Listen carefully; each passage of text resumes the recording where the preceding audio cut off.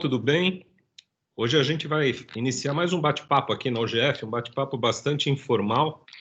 Eu, Francisco, mais o Gustavo e o Alípio, os dois são especializados na área trabalhista. E o objetivo nosso aqui hoje é ter essa conversa informal falando um pouco da relação de trabalho ou das relações de trabalho nesse período de pandemia. A gente teve algumas mudanças legais, algumas mudanças de legislação, e é interessante para todos nós sabermos um pouquinho o que está valendo, o que não está valendo, o que vai ser provisório, o que vai valer só nesse período de pandemia, o que vai continuar valendo, o que foi efetivamente uma alteração em algum dos princípios da CLT ou não. Então, vamos iniciar esse bate-papo de uma forma bem descontraída. Eu vou passar a palavra inicialmente para o Gustavo, para poder fazer as considerações iniciais. Muito bem, Francisco, vamos lá. Bem-vindo aí a todos que estão assistindo ao nosso vídeo. A gente começa falando da MP 936, né, de abril recente de 2020. Essa medida provisória ela foi editada por conta do decreto legislativo número 6 de 2020, e que institui, né, medidas excepcionais de pandemia. Então, o governo, para preservar, e essa, na verdade, é o nome da medida, né, emprego e renda, institui a MP 936. Essa MP, as disposições dela foram recentemente, dia 23 de junho agora, aprovada pelo Congresso Nacional, Câmara e Senado, né? Um projeto de conversão, né, de lei, como tem que ser. Ela foi prorrogada por mais 60 dias. Como toda medida provisória, ela tem um período de vigência, né? E se não for efetivada em lei, ela perde. Então, houve a prorrogação. Isso está na mesa do nosso presidente para sancionar uma lei, né? Então, eu vou falar um pouquinho, e aí o Alípio, se quiser complementar, pode complementar. Basicamente, a medida provisória 936 institui duas formas, né, de alteração no relacionamento empregador e empregado, né? Uma delas é a suspensão do contrato de trabalho, né, que pode ser por um prazo de 90 dias no máximo, né? 60 dias. 90 dias é a suspensão parcial. É a redução do salário. Então, eu me confundi aqui, mas a primeira medida que eu gostaria de falar é sobre a redução, que ela é taxativa, pode ser de 25%, 50% e 70%, né? E ela pode ser por um período de 90 dias. Tá? A única alteração imposta agora por essa prorrogação e validação no Congresso Nacional da MP trata justamente do prazo que o governo tem a possibilidade de aumentar esse prazo, né? Porque com a mera prorrogação da medida provisória isso não aconteceria automaticamente. E a suspensão do contrato de trabalho por 60 dias.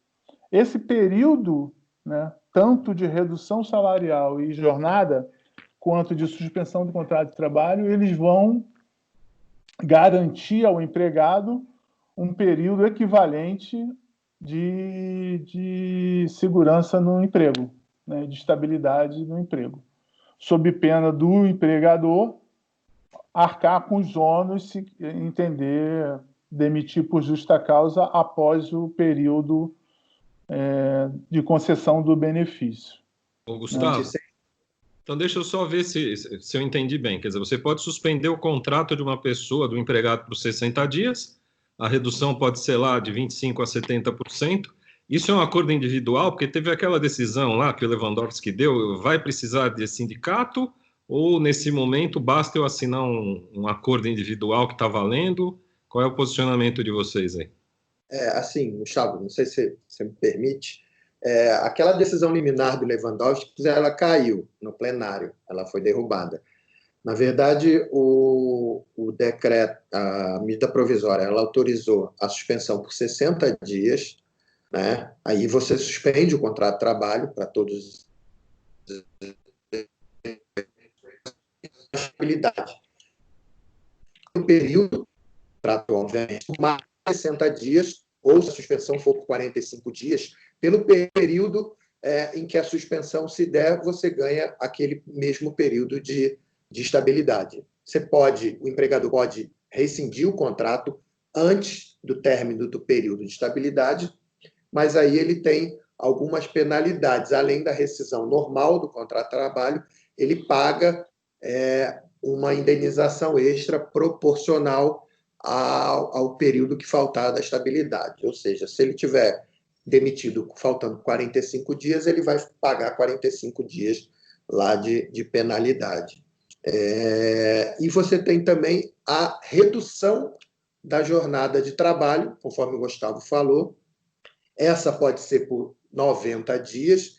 Essa redução é de 25%, 50% e 70%. No caso dessa redução, há a complementação. E por que a medida provisória ela definiu esses limites de 50%, 25% e 70%?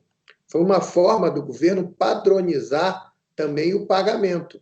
Porque o que acontece? Pela medida provisória, e essas suspensões elas podem se dar por acordo individual entre o empregador e o empregado, mas elas podem ser feitas também por acordo e convenção coletiva, em condições diferentes dessas regras de 25%, 70% e 50%. Só que nas convenções coletivas você pode fazer uma redução, por exemplo, de 30%. Porém, essa redução de 30%, o benefício que o governo vai pagar, ele fica sempre dentro das regras do 25%, 50% e 70%, mesmo que na convenção ela seja feita em condições diferentes. E por que o governo fez dessa forma? Para poder padronizar o pagamento. Senão, cada empresa faria de uma forma com percentual diferente e o governo teria muita dificuldade de padronizar os pagamentos que ele faria do benefício emergencial para os empregados. Então, mesmo que algumas empresas, através de convenção coletiva, façam a redução diferente do que preceitua a medida provisória, o pagamento vai sempre estar padronizado dentro dessas regras de 25%, 50% e 70% do benefício emergencial.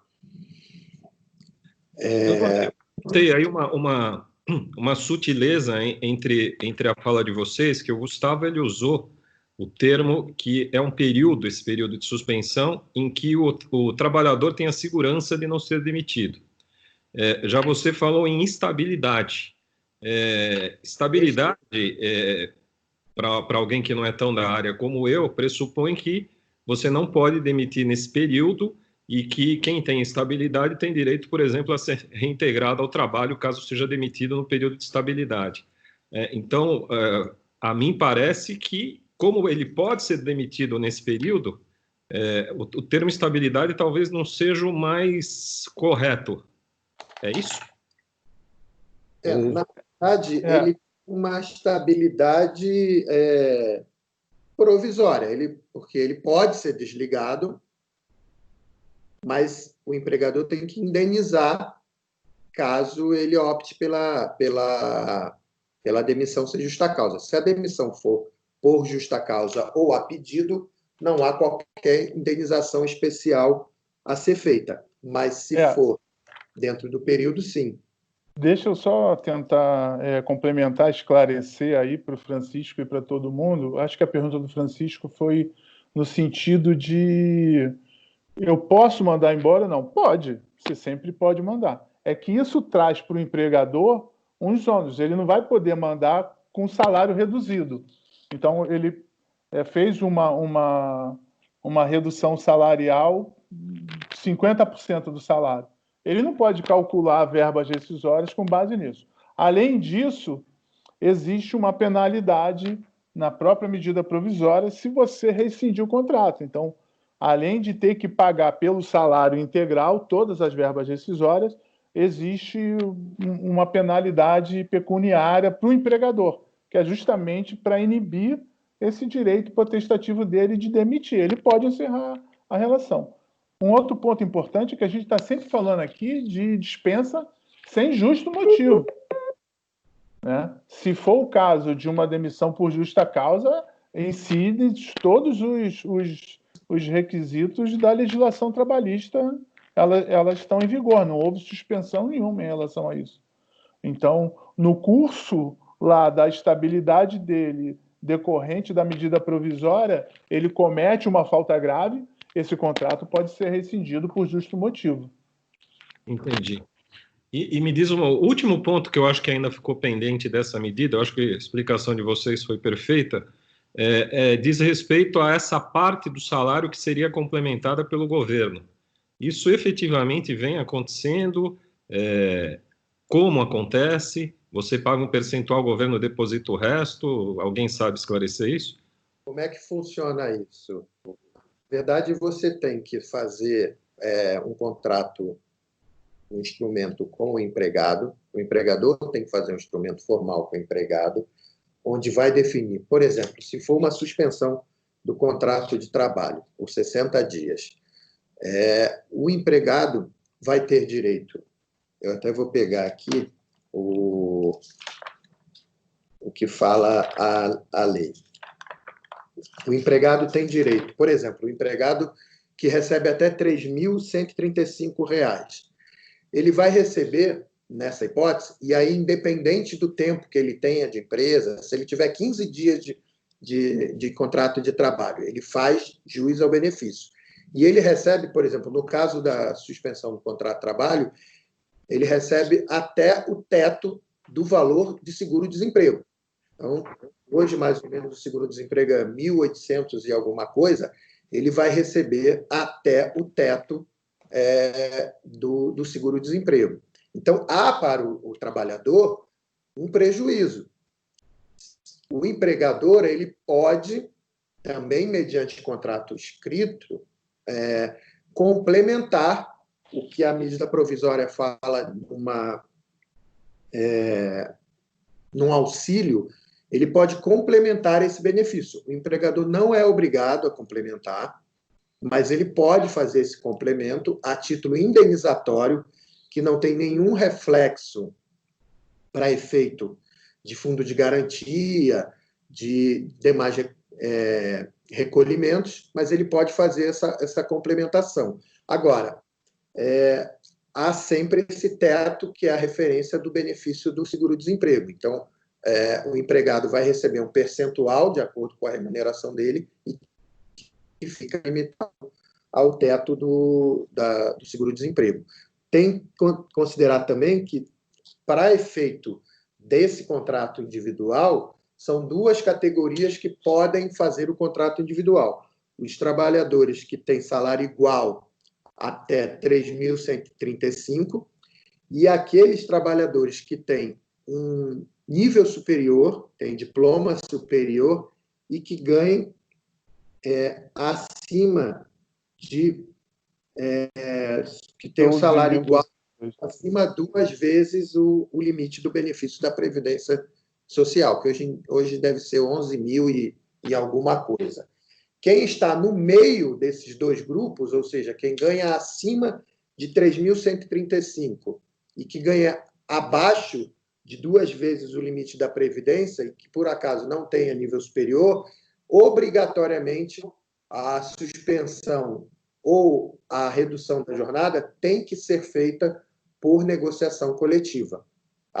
Os contratos individuais só podem ser feitos para as duas primeiras categorias, quem ganha até 3.135 e quem tem nível superior e ganha até 2 vezes o benefício previdenciário. Fora isso, tem que ser em acordo coletivo.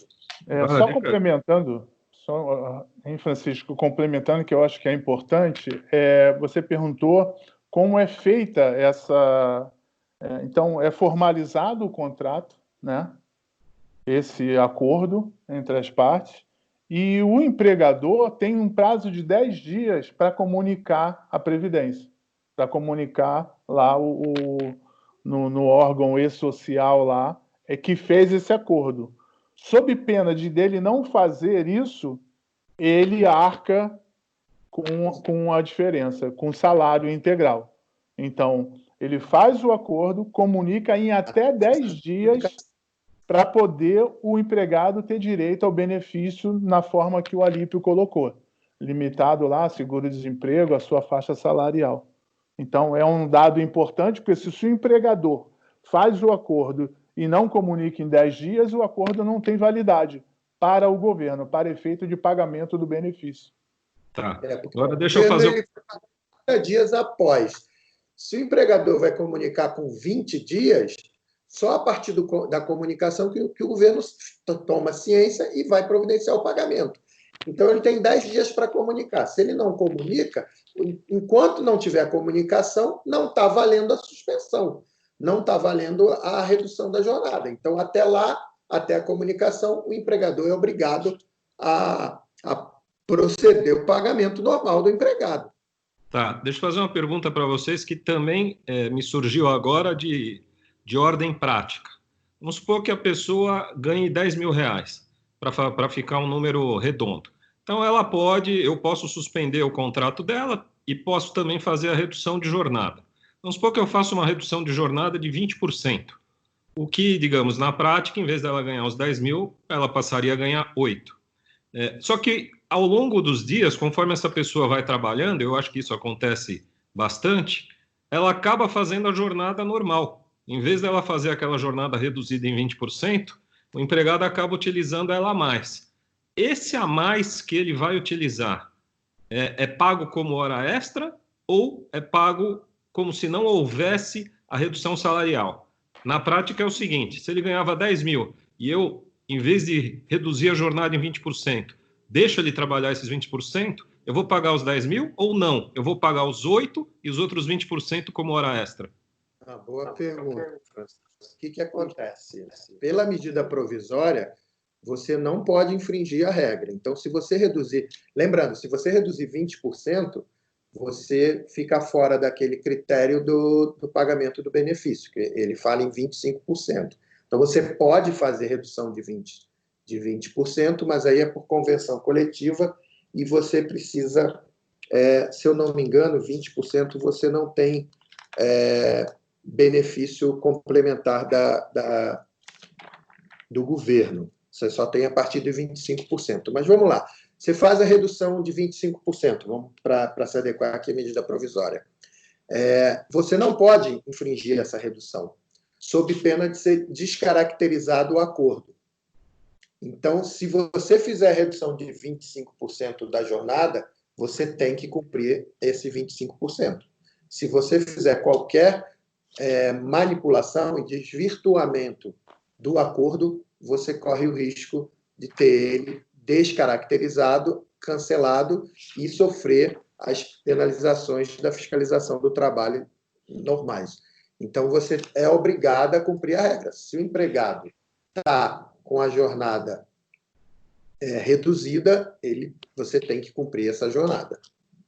E isso também vale para suspensão. Ou seja, se você faz um acordo suspendendo o contrato do trabalho daquele empregado por até 60 dias e ele continua trabalhando mesmo em teletrabalho, mesmo em home office, você descaracterizou a suspensão, né? E ele pode pretender receber o salário integralmente, né, desse período. Ou seja, durante a suspensão, não há que se falar em prestação de serviço por parte do empregado, de forma nenhuma.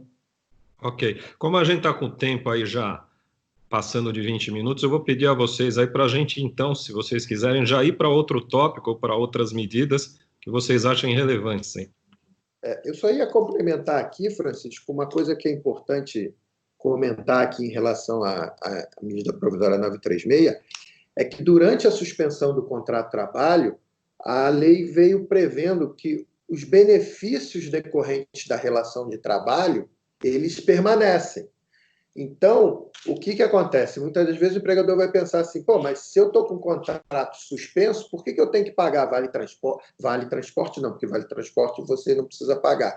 Mas por que eu tenho que pagar vale alimentação? Por que eu tenho que continuar pagando o plano de saúde? Porque a medida provisória assim determinou. Então, na verdade, é um pouco uma certa...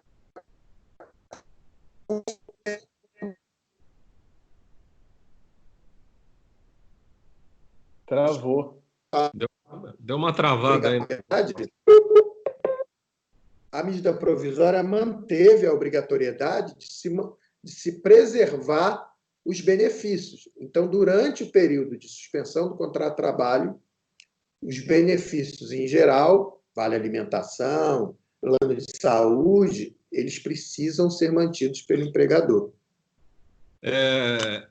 A gente pode entender essa questão da Covid como uma doença ocupacional? Então, esse assunto ele consta da medida provisória 927, se eu não me engano, no artigo 29, e ele foi objeto de suspensão por ação direta de inconstitucionalidade, e o Supremo Tribunal Federal entendeu que, e aí no voto que foi o vencedor, do ministro Alexandre de Moraes, entendeu que e aí é uma questão um pouco controvertida, para os profissionais da saúde, o Covid seria interpretado como uma doença ocupacional automaticamente. Já para os demais profissionais, das áreas em gerais, haveria a necessidade de nexo de causalidade. Isso não ficou claro, a segunda parte não ficou claro no voto. O voto ficou claro de que para os profissionais da saúde seria uma interpretação automática de que o Covid seria considerado doença ocupacional. Já para os outros segmentos dos trabalhadores, isso ficou um pouco em aberto, mas, ao meu juízo, vale as regras do que disciplina a Lei 8.213, e que existe, sim, a necessidade de comprovação do nexo de causalidade. Quer dizer, é um pouco difícil essa comprovação, e aí a recomendação que a gente dá é que os empregadores mantenham todas as regras de proteção, segurança do trabalho, de higiene, no seu ambiente de trabalho, para conseguir comprovar e descaracterizar qualquer relação de nexo com o ambiente de trabalho, mas, segundo a decisão do Supremo, me parece que há, sim, a necessidade, com exceção dos profissionais da saúde, de se comprovar o nexo de causalidade para considerar o Covid como doença ocupacional. A gente tem que considerar também até o artigo 20 da Lei 8.213, que fala que não serão considerados como doença de trabalho as doenças endêmicas adquiridas por segurado habitante de região em que ela se desenvolva, o que me parece que é o caso em que a gente está vivendo nesse momento. Mas, como o Supremo não foi claro nesse sentido, ele foi muito específico em relação aos profissionais da saúde, vai haver, sim, provavelmente, várias discussões nesse sentido de ser doença ocupacional automática ou não. Me parece um exagero, me parece coerente que tenha que se comprovar o nexo de causalidade. Agora, a comprovação desse nexo é que vai ser muito difícil de ser feito. No caso aí dessa decisão do Supremo, né, eu pactuo com o entendimento de que essa relação de causalidade ela é presumida no caso de quem tem, por exemplo, profissional de saúde.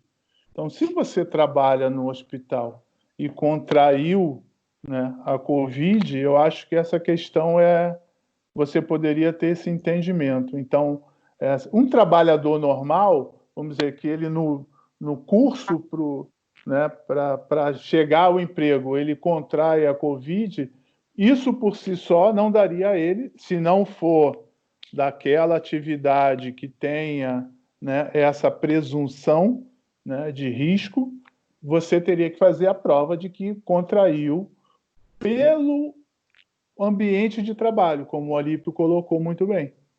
Então, essa distinção é importante, principalmente aí para o pessoal da área de saúde, né? Então, para a área... O pessoal, por exemplo, um empregado que pegue, então, a Covid, porque ele depende do transporte público, que é um dos fatores de risco, e ele contrai a caminho do trabalho. Se fosse por aquele conceito de acidente de trabalho, esse a caminho do trabalho estaria abrangido. Nesse caso, ele teria que fazer, então, a prova? Como é que ele vai fazer uma prova? Onde que ele contraiu? É difícil, né? Essa é a dificuldade, né? A tendência majoritária do entendimento é de que, assim, essa prerrogativa que tentou o legislador, na medida provisória, impor, dizendo que, ao se constatar a Covid, já estaria garantido o emprego, foi afastada com esse entendimento, relativizando essa questão. Se a sua atividade não é de risco, você tem que fazer prova desse nexo de causalidade. Desculpa, pode complementar. Na verdade, assim, só uma correção, sabe? Na verdade, a medida provisória, ela excluiu. Ela queria dizer que em nenhuma hipótese haveria a configuração de doença ocupacional em caso do coronavírus. E aí esse artigo foi declarado inconstitucional. Perfeito. Porque no voto o Alexandre de Moraes até comenta que era um desprestígio com os profissionais de saúde descaracterizar o coronavírus como doença ocupacional. E aí ele caracteriza muito claramente no voto que, no caso dos profissionais de saúde, ele será considerado como doença ocupacional. Isso mesmo. Automaticamente. Agora, nos demais, vai haver necessidade de prova. Como fazer essa prova? A gente pode considerar que é praticamente impossível, né?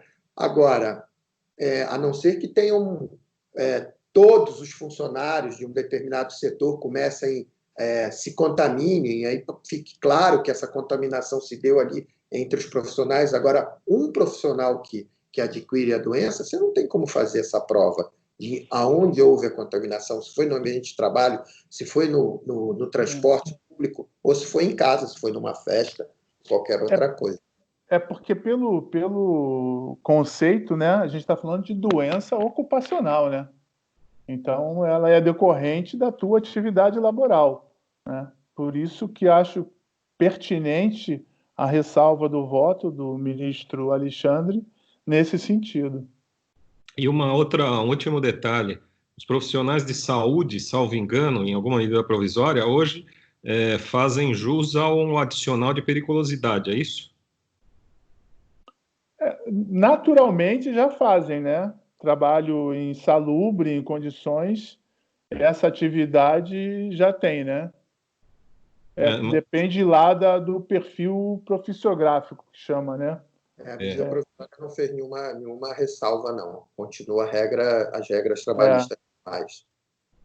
Porque a minha dúvida é, num período, digamos assim, de contaminação alta, se aquele profissional que não seja diretamente um médico, mas que seja o que está servindo a refeição, etc. e tal, poderia também ser entendido como fazendo jus à periculosidade, ao menos nesse período. E eu acho que realmente não tem um dispositivo legal. Acho que isso pode ser uma briga que acabe aí algum órgão sindical que represente alguma categoria provocando a Justiça do Trabalho para se manifestar, né? Os profissionais de saúde eles já têm regulamentos específicos sobre isso, né? Somente já é da natureza inerente ao trabalho deles, né? Até quem trabalha em ambiente hospitalar é praticamente inerente à atividade, né? O que a medida provisória criou especificamente para esses profissionais primeiro, em relação às férias, permitiu que o empregador cancelasse as férias de profissionais que já tivessem em gozo de férias, quer dizer, o empregador ficou com a autonomia de convocá-los de volta ao ambiente de trabalho e de alterar a jornada de trabalho deles, aumentando a jornada de trabalho desses profissionais para posterior compensação, inclusão dessa jornada extra em banco de horas. Então, os profissionais de saúde e de atividades essenciais, eles passaram pela medida provisória a poder ser convocado em férias e ampliada a jornada de trabalho deles para compensação futura. Deixa eu complementar aqui, já que a gente começou a falar de férias, uma alteração importante aí, inserida pela MP 927, né, 927, é essa questão de férias. Então, para todo o trabalhador, o empregador antes tinha que, né, comunicar com 30 dias de antecedência. Não, a medida provisória institui que as férias poderão ser antecipadas, inclusive aquelas férias de períodos aquisitivos futuros. O que isso quer dizer? Que você pode antecipar férias, né? Colocar o empregado em férias de período que ainda não vai ocorrer lá na frente. Então, ele tem, na verdade, 48 horas para pagar, né? Para comunicar que ele está de férias. O pagamento é feito, ao contrário, também era antecipado na legislação ordinária, passa a ser até o 5 dias do mês subsequente. E o abono, né, aquele 1/3 de férias, que é direito constitucional, você pode pagar até o vencimento do 13º salário. Então, isso é uma medida aí da MP 927 que dá ao empregador uma maleabilidade e aí vai se antecipar. Ficou 2 meses sem trabalhar, recebendo o salário, você vai poder pagar esse 1/3. Você comunica que ele está de férias, que aquele período foi de férias, 48 horas, e passa no ano que vem. Ele antecipou aquelas férias, ele não vai gozar férias, ele vai trabalhar direto, já tendo recebido. Né? O que também mudou, Gustavo, é que, além de 1/3 constitucional ser pago só no período natalino, junto com o 13º, também houve uma alteração na medida provisória que, se antes o empregado tinha o direito, o famoso vender os 10 dias das férias, era direito do empregado escolher se ele queria ou não vender as férias, a medida provisória alterou essa regra e agora o empregador pode dizer se concorda ou não. Se o empregador não quiser comprar os 10 dias de férias, o que pela CLT é obrigado, a medida provisória suspendeu essa regra e deu ao empregador o direito dele optar por não querer comprar esses 10 dias. E outro ponto também que você observou bem, Gustavo, é que a questão das férias serem antecipadas, as férias normais que o empregado teria, seria a partir dos 12 meses que ele tenha de trabalho.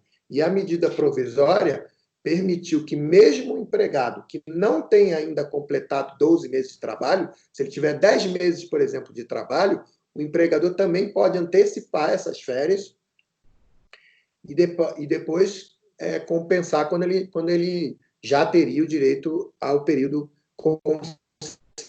concessivo.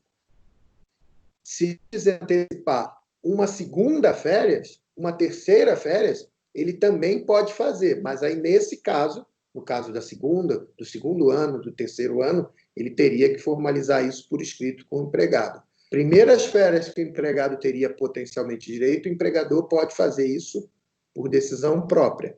Já a segunda, terceira, se ele quiser antecipar, ele aí tem que fazer isso formalizando com o empregado. Mas foram umas alterações bem significativas que permitem às empresas a anteciparem todo esse período. Quer dizer, as empresas que estiverem fechadas, principalmente fábrica, indústria, que fizeram nesse período aí de mais rigor da pandemia, eles puderam fazer essa adequação e antecipar todo esse período já de férias.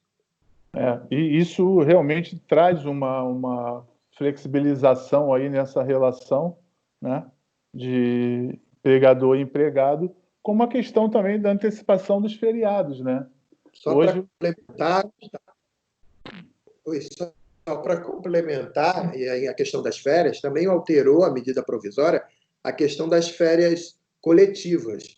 Se a legislação normal ela fala em 2 férias coletivas que o empregador pode aplicar por ano, e com períodos mínimos de 10 dias, a medida provisória alterou essa regra. Quer dizer, ela colocou sem limite a possibilidade do empregador adotar férias coletivas,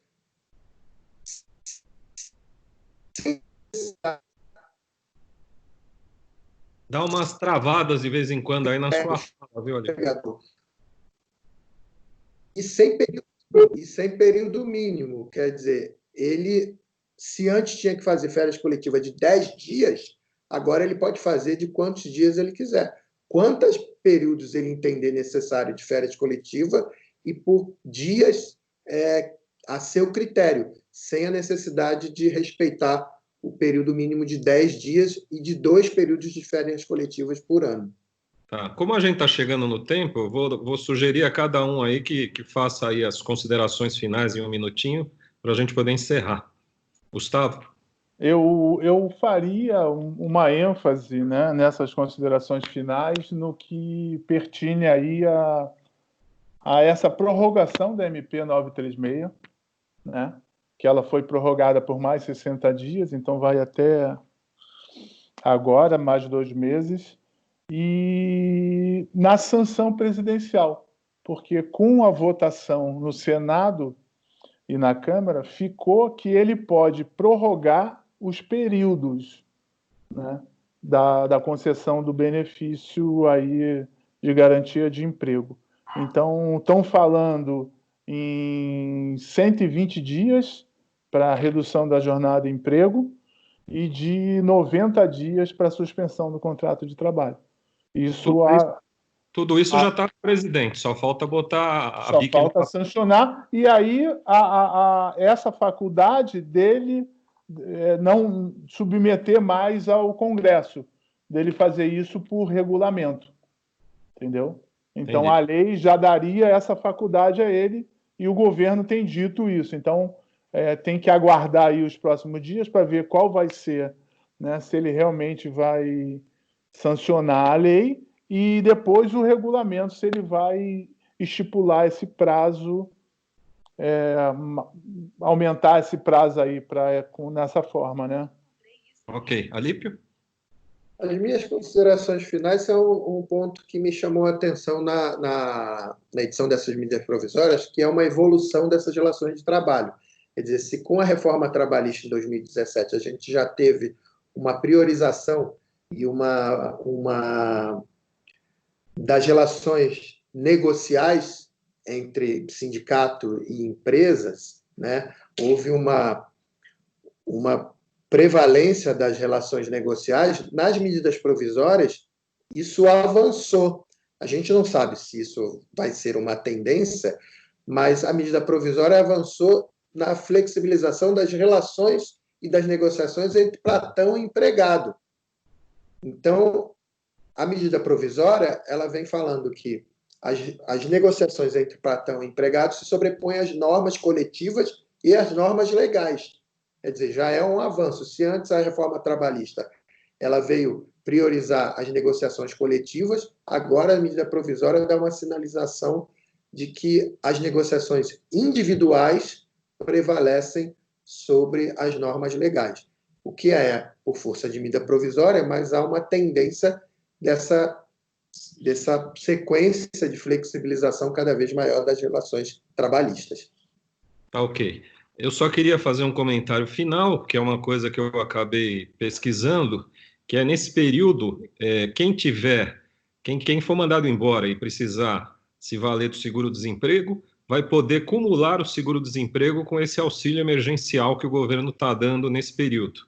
Então, há a possibilidade da acumulação desses 2 rendimentos, digamos assim, ou dessas 2 ajudas. Então, a gente vai encerrar por aqui, e eu só não podia encerrar sem antes agradecer ao Carlos Maffei, a 72, que vem sendo nossa parceira nas lives e vem nos auxiliando, e queria agradecer a vocês. E dizer a todos que em breve a gente vai voltar com um novo bate-papo, que é bem um bate-papo mesmo, sobre esses assuntos que possam estar atualmente em debate. Obrigado a todos, um abraço. Obrigado.